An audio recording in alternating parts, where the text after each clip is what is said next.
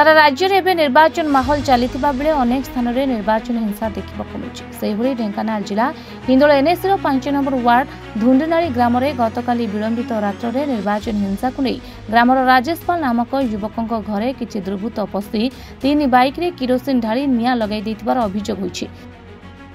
निआं लगी गोटे हिरो होंडा पैशन प्लस गोटे हिरो होंडा पैशन प्रो संपूर्ण जली जाइथिबा बेले गोटे हिरो डिलक्स गाड़ी आंशिक जली जाइछि। निर्वाचन हिंसा को नहीं यह कांड घटिथिबार अभियोग रे स्थानीय 4 युवकों नाम हिंदोल थाना रे लिखित अभियोग होइछि। घटनास्थल में पुलिस पहुंची छानबीन चलाइथिबा बेले खूब शीघ्र घटनार सत्यता सामना को आसे बोली जना पड़िछि।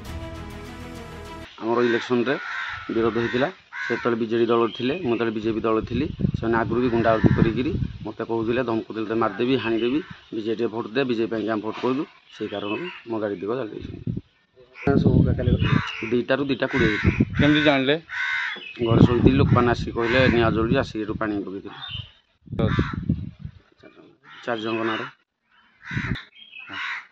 4 जन ना थाना लिखित अभियोग कराई पुलिस तदन कर गौतम मुदली रिपोर्ट रिपोर्टर्स टुडे।